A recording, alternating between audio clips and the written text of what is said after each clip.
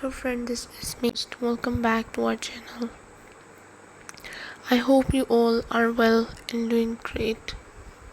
So today I'm back with another video to give a review on another books. This book is the Echoes of the Heart, a memoir of love, loss and healing. This is by Dr. Muhammad Naveed Akbar.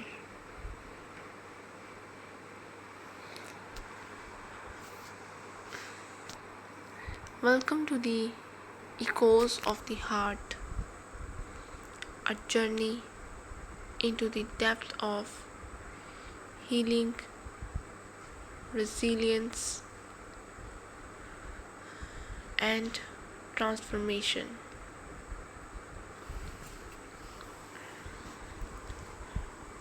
This book invites you to step into a story that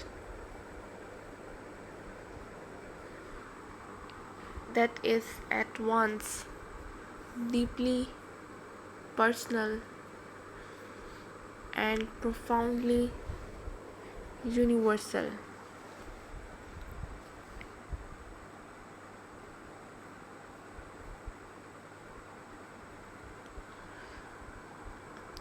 Through the life of Aisha, you will explore the intimate struggles and dreams that define what it means to be human, the dance between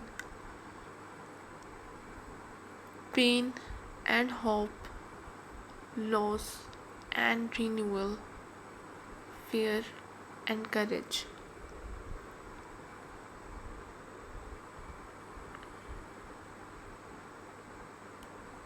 The path that unfolds within these pages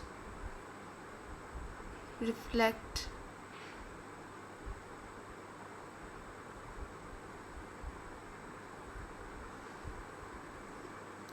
within these pages reflect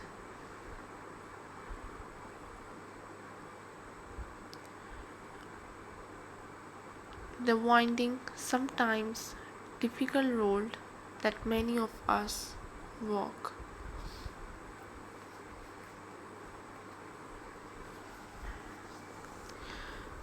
It acknowledges the shadows that can weigh heavily on our hearts, as well as the light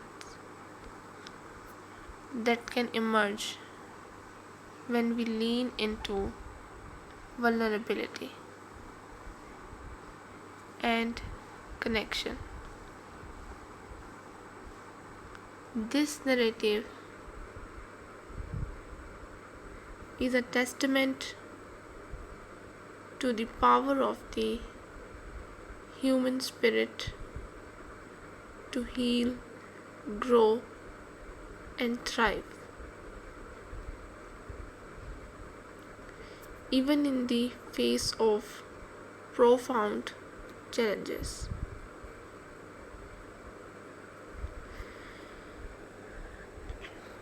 As you journey alongside Aisha, you will witness moments of profound loneliness,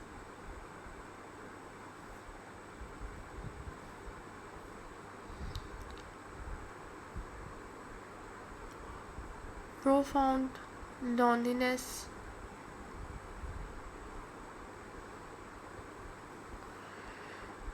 and an exhilarating breakthrough, deep sorrow, and radiant joy. These experiences are not merely plot points but invitations to reflect on your own story, your wounds, your strength, your capacity for love and renewal.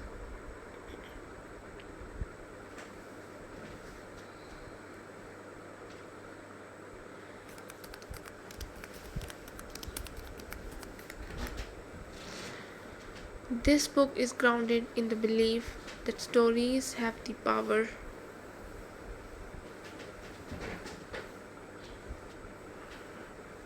to heal and connect us.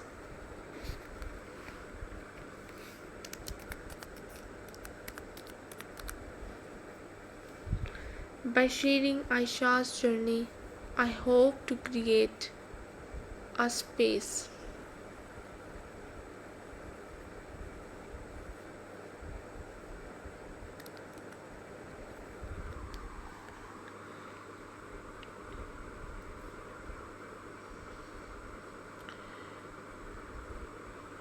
where readers feel seen,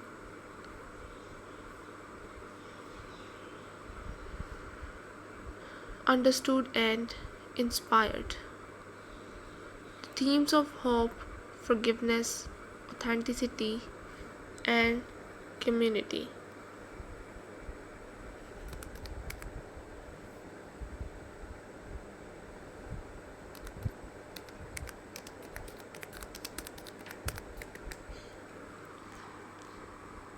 Community echoed throughout, reminding us that while our individual paths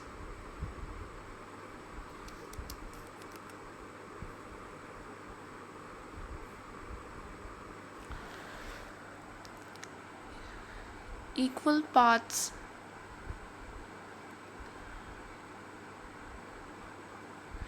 are unique, our human experiences are deeply intertwined.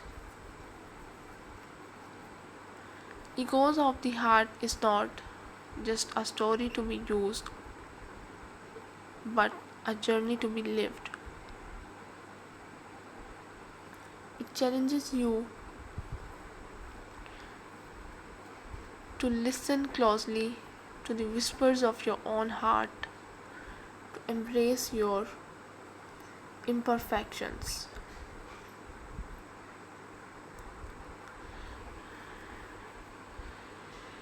Imperfections and find courage in vulnerability.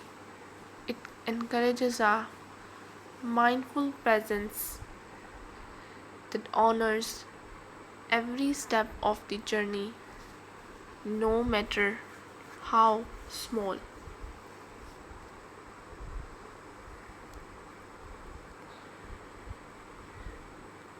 As you turn these pages, may you find comfort in knowing that you are not alone. Strength in shared experience and hope in the endless possibilities of growth and healing. Let this story be a companion on your path, a reminder that your heart has power and meaning.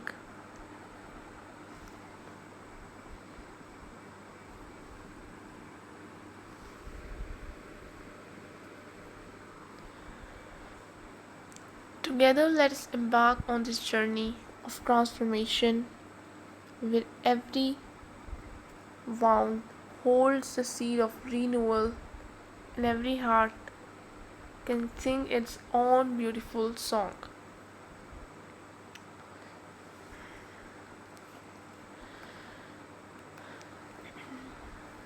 So, as we have completed the first chapter till 1.15, and if you guys haven't watched it yet, you can visit our channel and watch it there. So we will continue this chapter from 1.16 in this video. 1.16, a conversation with the mirror. It wasn't until she saw in her third month in the city that Aisha really stared at herself in the mirror.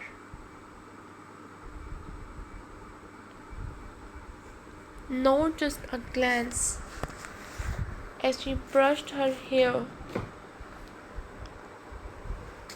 or saw if she was dressed correctly, but stared, seeking meaning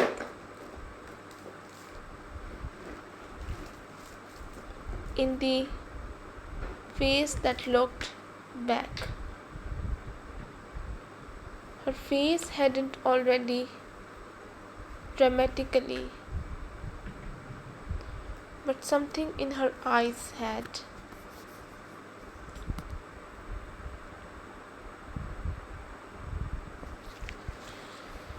They were weighted, not the sorrowful heaviness,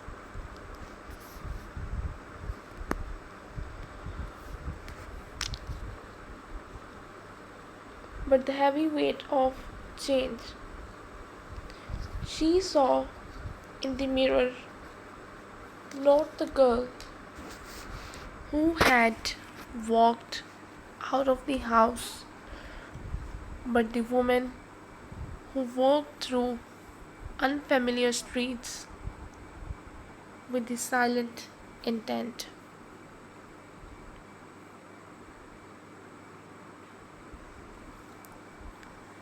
She remained there for a long time, observing the way her lips fell naturally,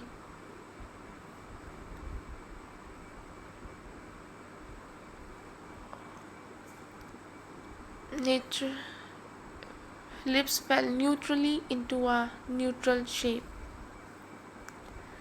The way her eyebrows drew together when she saw deep in thought.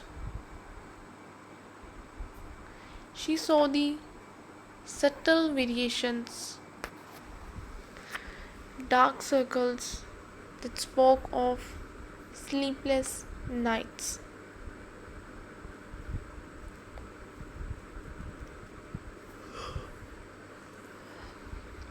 The slight tilt at the edges of her eyes from numerous gentle smiles. She saw also the way her posture had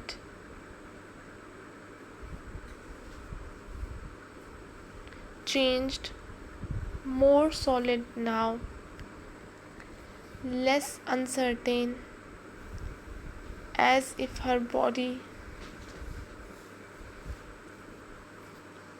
had come to claim this life for itself.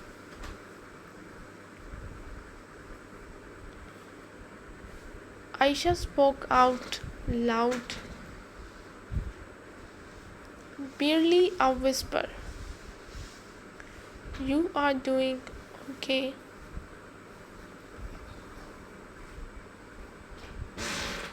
It was awkward, but also important.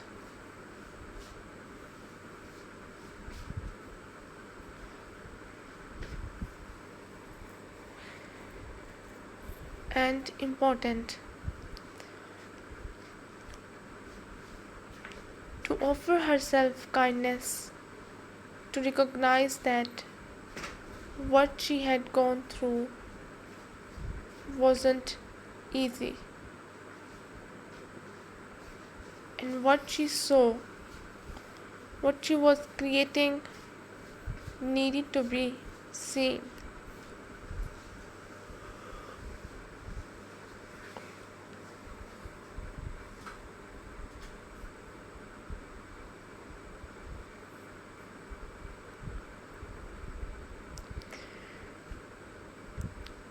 Too often we look to other people to confirm our strength, but she discovered that the greatest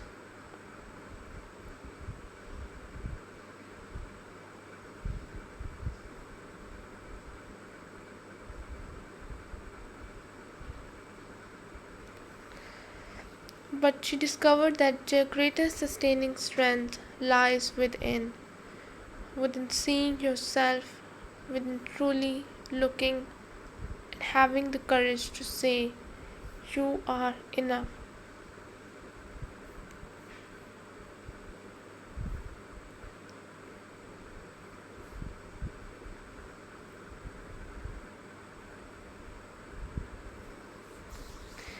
She wrote it down that night in her journal.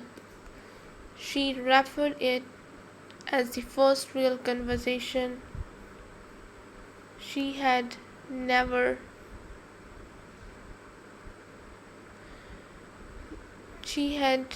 had with herself. No fade, no acting, only truth.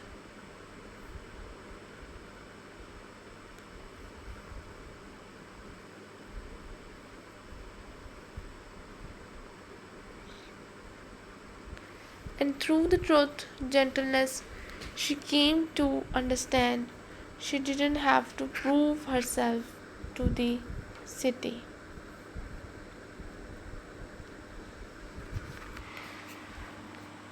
to the folks around her, or even to those she had left behind. Her path wasn't a competition of strength, but an ongoing unraveling of becoming.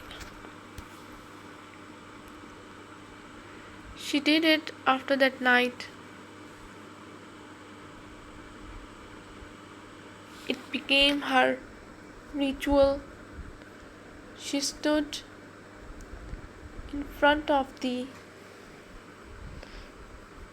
mirror every week and checked in, not to judge, but to connect, to inquire, how are you truly? Some weeks there were tears for answers, others tiny smiles, but each time it solidified her relationship with herself in a world that was asking for performance.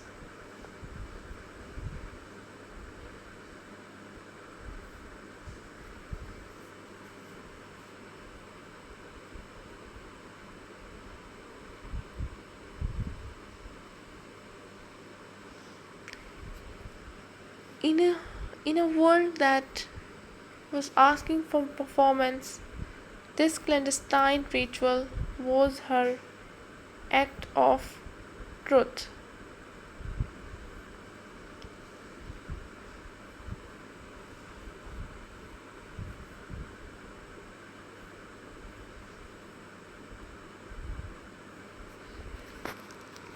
She started to walk differently, not arrogantly, but with quiet confidence.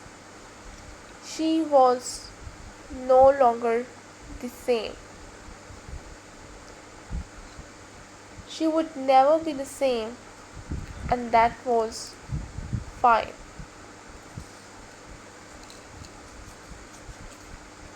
The mirror did not now reflect a stranger.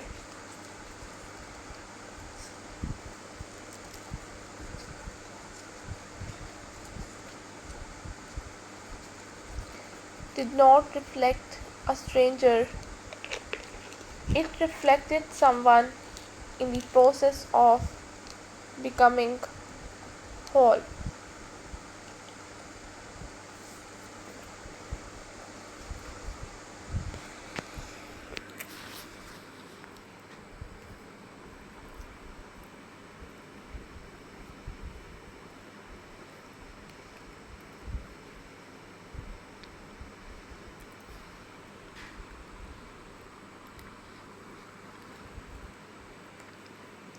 The letter she never sent. Aisha wrote a letter one night, late after a very bad day. The city had seemed inhospitable. Individuals had been cruel, and the pain of loneliness weighed heavily in her chest.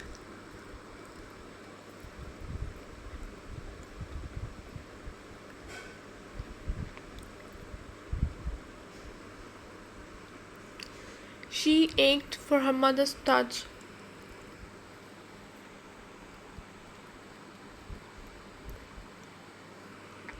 her father's silence.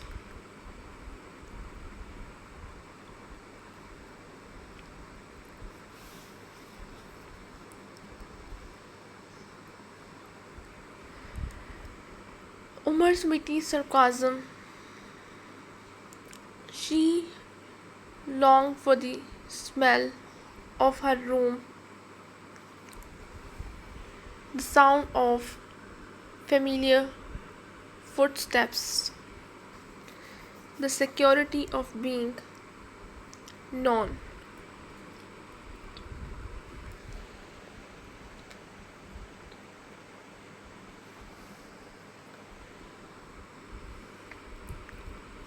So she wrote it all down, her pen shaking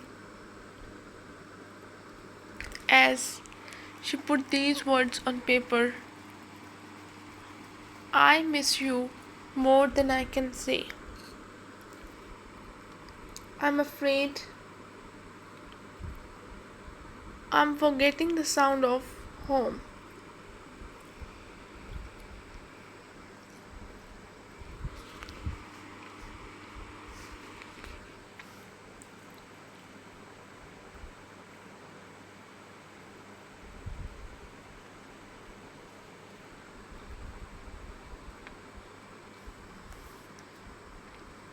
The letter was raw, laced with longing, uncertainty, and a yearning for something soft and sure.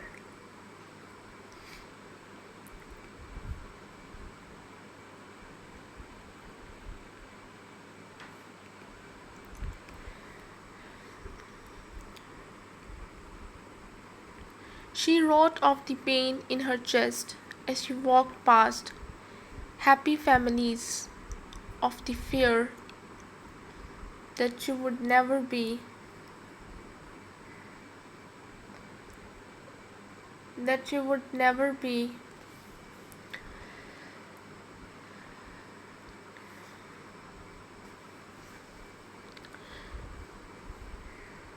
able to properly be here, of the guilt of having left, even though it was needed.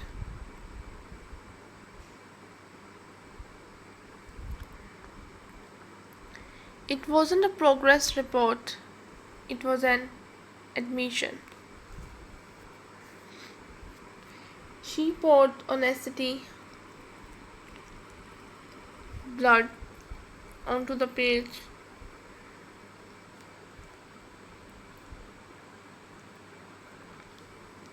because it was the only way she could.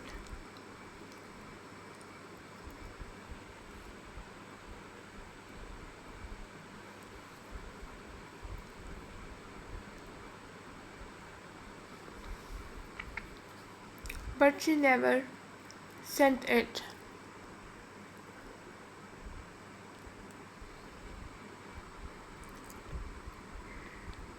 She folded it neatly, inserted it into an envelope, and stuffed it between the pages of her journal.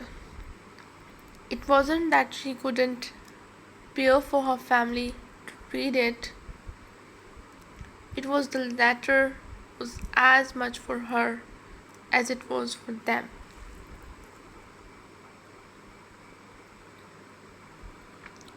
She had to put words to them rather than have them be heard.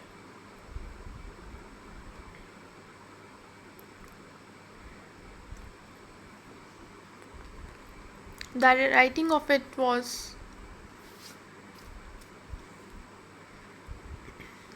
without the distractions of daylight. The quiet grew so loud it could be heard ringing off the walls of her tiny apartment and ringing off the concerns of her mind.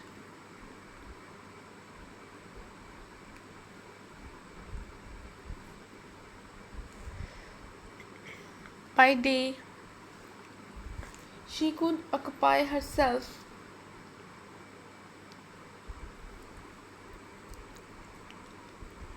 errands, language lessons,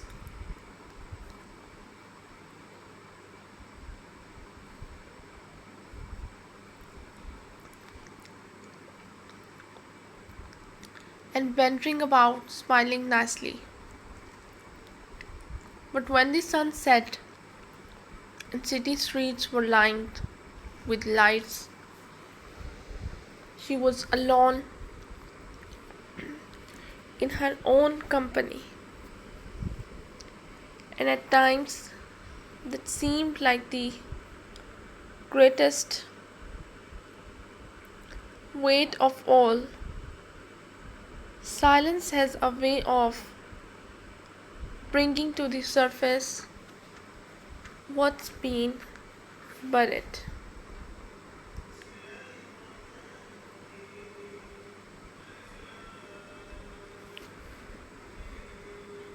It does not come when the heart is in disquiet.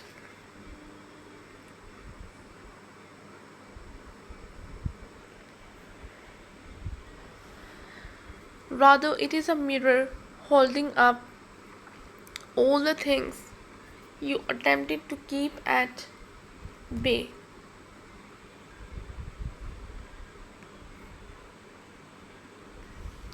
She liked to sit beside her window at night, gazing out into the distant radiance of buildings, and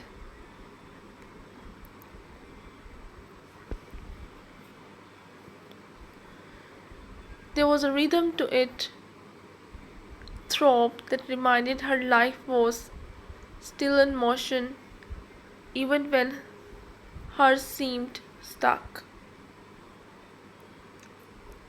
She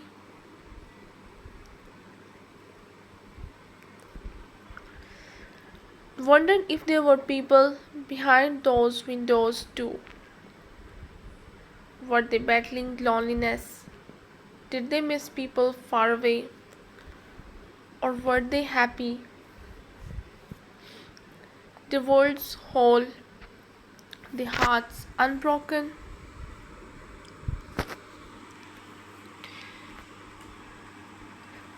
Release, a means of giving form to emotions too weighty to hold in silence.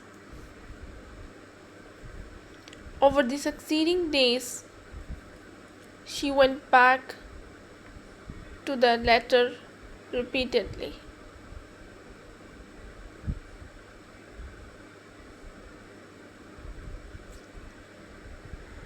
She never read it completely, but she would carry it in her hands as a talisman. It reminded her that it was all right to feel the missing somebody did not make you weak. It make you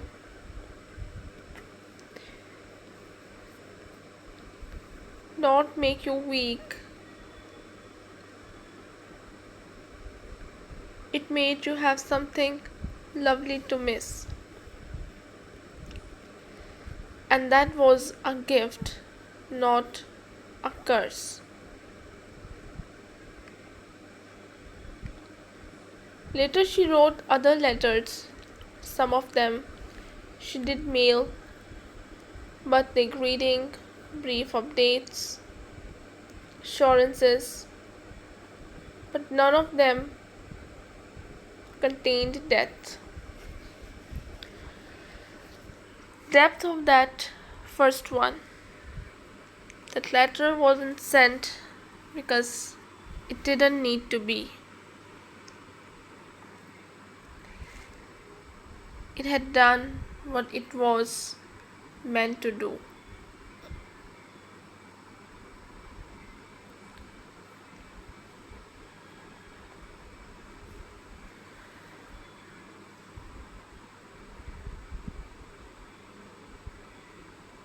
It helped her work through, helped her come back to life. Sometimes healing starts with speaking your truth, even if nobody else is listening.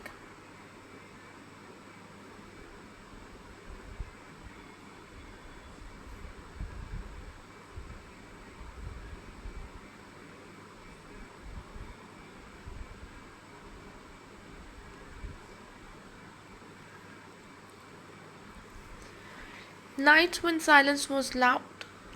Nightfall left a strange sort of quiet in Aisha's life.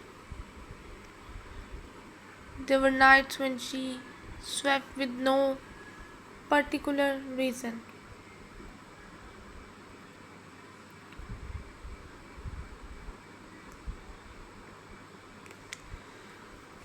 The tears did not seek permission, they arrived softly like unwelcome visitors and lingered until her body ached less.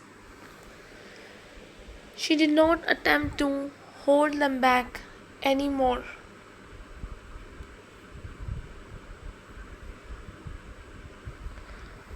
Hold them back anymore. There was healing in letting go. Some nights she lay in bed with her eyes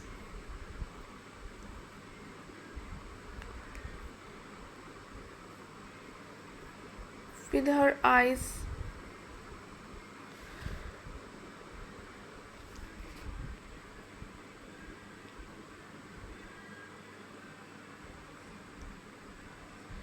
wide open, allowing stillness to flow over her like a slow tide. She learned that silence was not always the enemy. Sometimes it was the balm she required, but sometimes it insisted on answers she didn't yet possess. To calm the silence, she started playing gentle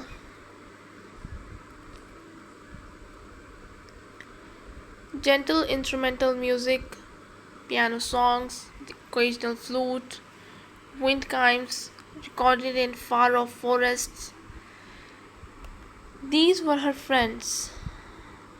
They didn't criticize or ask things, they just were filling the emptiness with something soothing. Gradually, she adapted to existing alongside the quiet. It became less intimidating and more a reflection space. It wasn't comfortable all the time, but it was real. She began writing midnight notes in her journal, untitled, short paragraphs written when the world was sleeping. Some were meditations, some little shards of dreams, and many simple, raw chunks of feelings. Anger, joy, desire,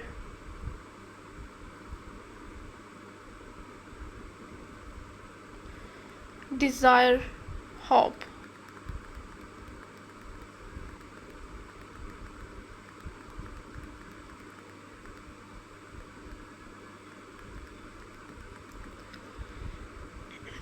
In hindsight, those late night notes were some of her deepest writings.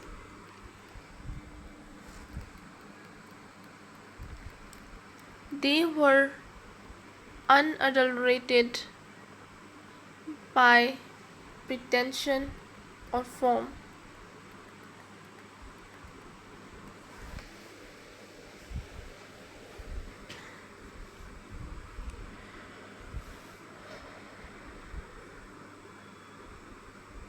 Spontaneously in their purity. As time went by, she ceased to be afraid of the silence.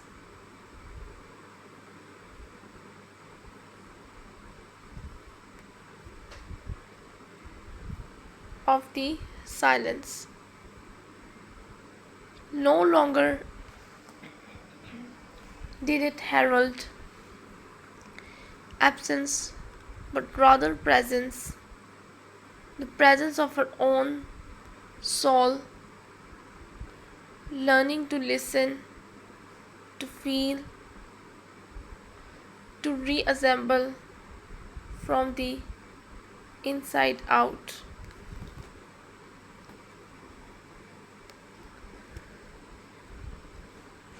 The first time she laughed without guilt.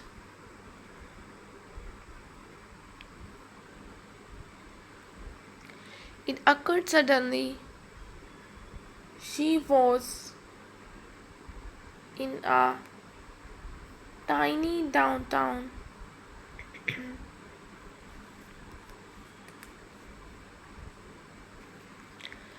she was in a tiny downtown bookstore, thumbing through a children's picture book she couldn't read through yet. When the door burst into open and bunch of teenagers come in, laughing and joking about something that one of them had said.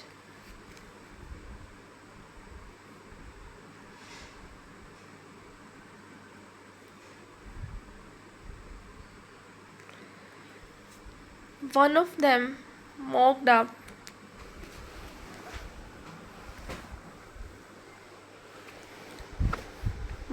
and over the top intimation of a TV host.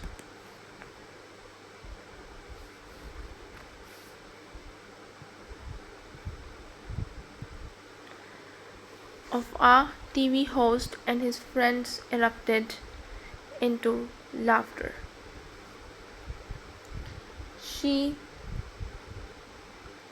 Aisha didn't get the joke itself, but something in his gestures, his energy, his face broke through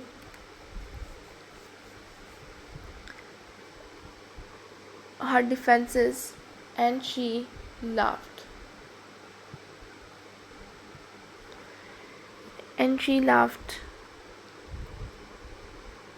Not lightly, not carefully, but openly.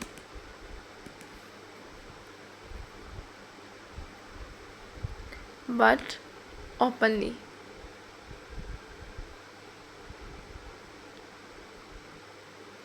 Freely. It was the sort of laugh that rattled her shadows.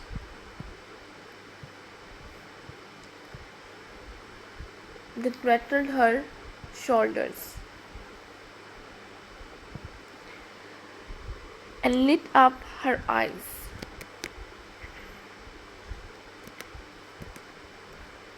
And the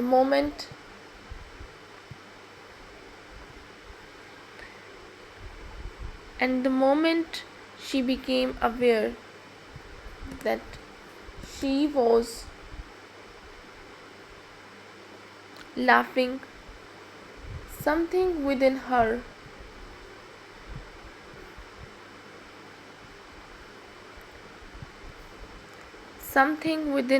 stopped. When did she last feel this light?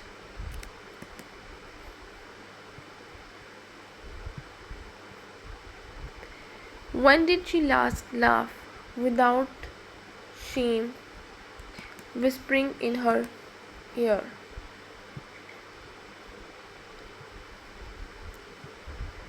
Guilt had been her shadow since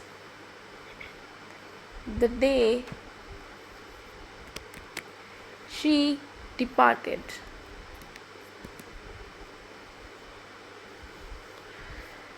Guilt at abandoning her family, guilt at wanting a selfish life in its autonomy,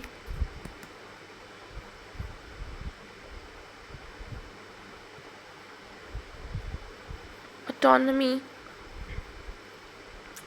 guilt for enjoying moments of joy while others that she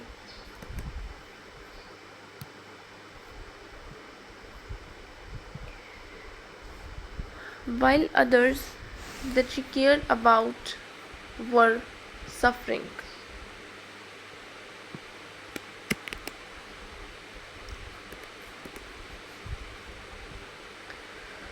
An intangible burden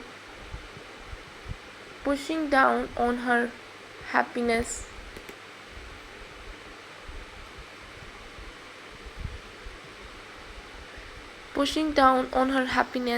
ending its luster.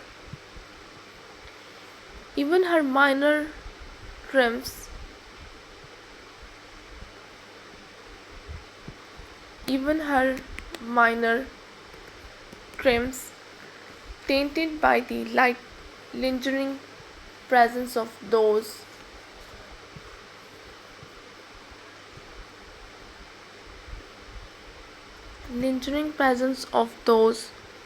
she left behind.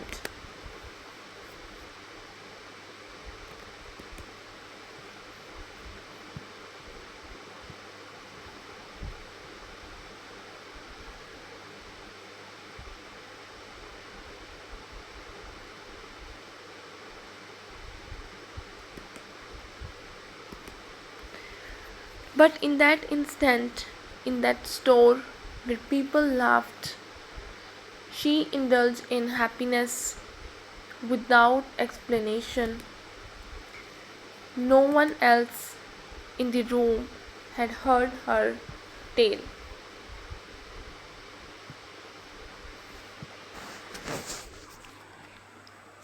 No one was quantifying her sorrow, and that anonymity meant freedom. She didn't owe anyone her misery. She could have moments of lightness and of release.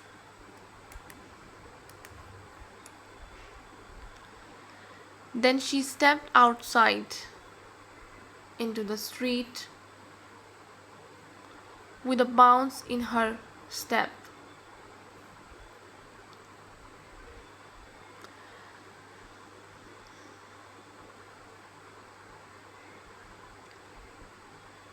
The air was filled with the scent of warm bread from a bakery nearby, and the sky had the gentle gold light of late afternoon.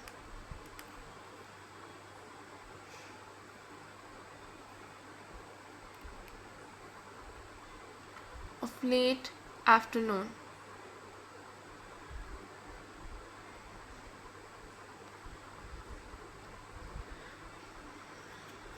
She smiled at strangers for no reason. For the first time, happiness did not seem borrowed. It seemed earned.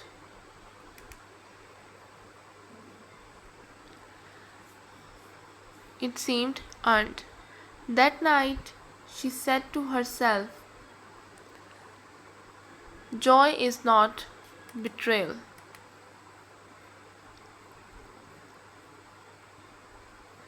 Joy is not betrayal.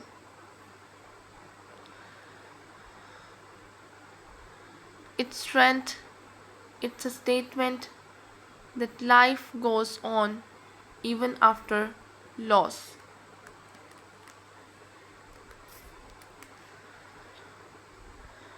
It's the heart mechanism for patching itself back up. And from that moment on, she ceased apologizing for the good times.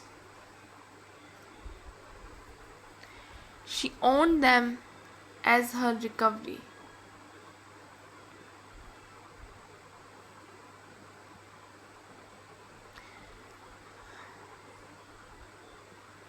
As evidence, the heart, just like the earth, remembers to be able to bloom once more after the frost.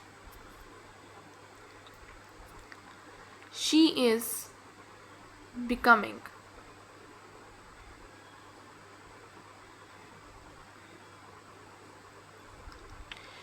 It started quietly, like a whisper,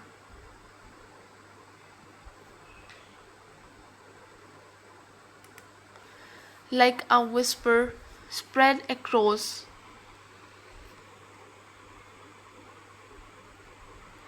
a change so subtle that she nearly overlooked it.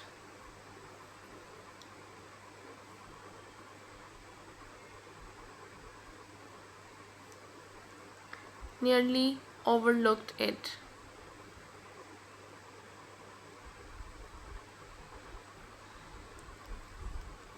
But one morning, when she gazed in the mirror, smoothed out her hair, and wrapped her scarf with firm fingers, she knew this. She was no longer aching out a living.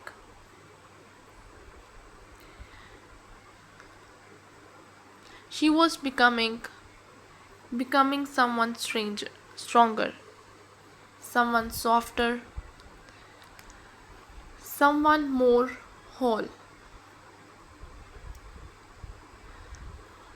The broken shards remained, but no longer were they defining her. They were pieces in the mosaic, not the mosaic itself.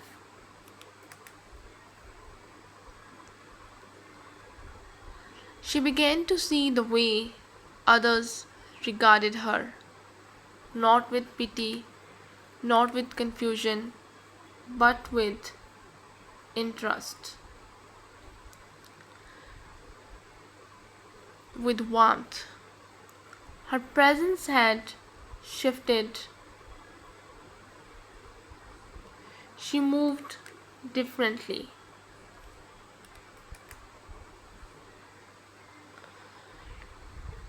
Not in arrogance, but in presence.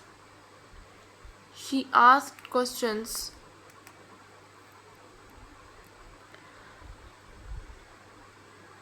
without hesitation. She spoke up in meetings. She even corrected one person's pronunciation in her language class. Not rudely, but with soft assurance. These were things she could not have conceived of doing weeks before. Her relationship with herself became richer.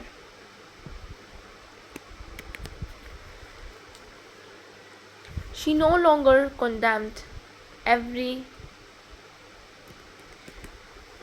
every misstep.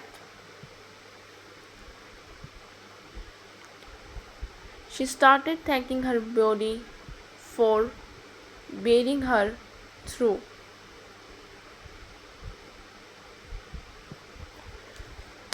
She forgave herself for those moments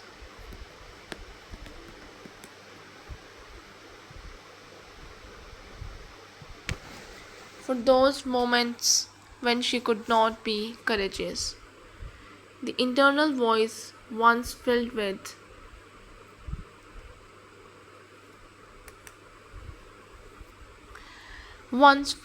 doubts now spoke with support. She was now her own ally, her own anchor. This change wasn't spectacular, it wasn't preceded by fireworks or claps.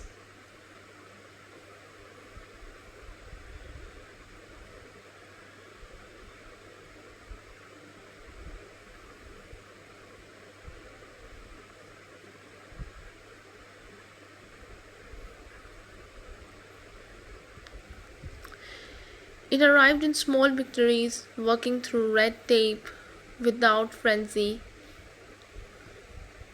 making a personal smile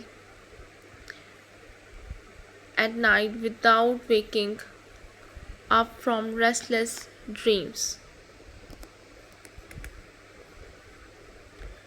Each action was a strand in the weaves of her becoming, and as she worked them together, she could see the form of something lovely, something uniquely hers. She had yet to travel so far. There would be additional silence, additional nights, additional longing that were infinite.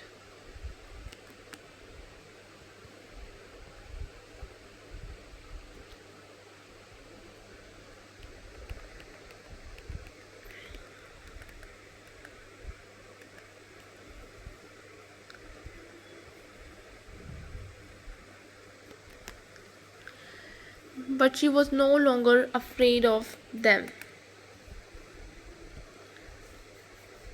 for she had come to understand that healing wasn't an end.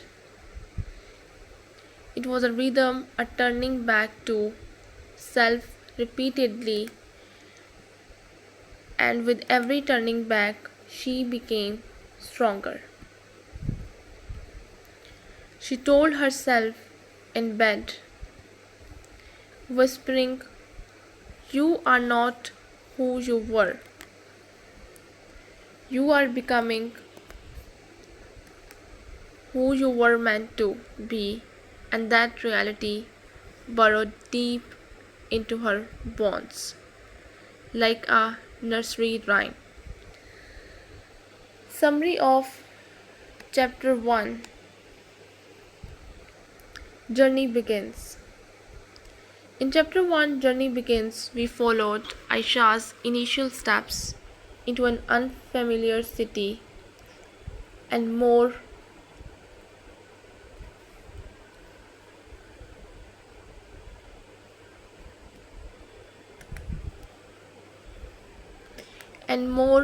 significantly into rediscovery of herself.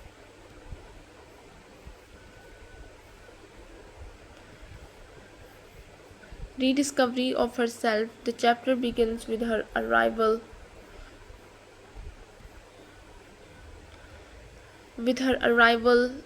ushered in with her disorientation, loneliness, and the unspoken weights of distance. We accompany her through episodes of vulnerability as she tries to navigate the city's labyrinthine streets, quiet nights, linguistic divides, and the poignant pangs of homesickness. Her journal is companion, her memory is a guide, and her solitude a reflection of her strength. At chapter's end, Aisha no longer merely clings, she becomes, embracing being a woman able able to live with uncertainty, with poise. A woman who still longs for home but no longer allows that longing to break her. A woman discovering healing is not the removal of pain but the visibility of growth.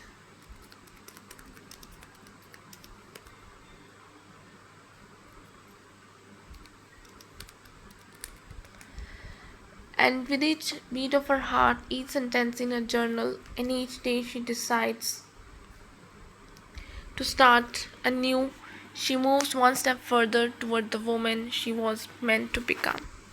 So, this is all we have from this chapter. I hope you guys liked the story. If you did, don't forget to press the like button. I'll be back with another videos with another books. Till then, just take care and goodbye.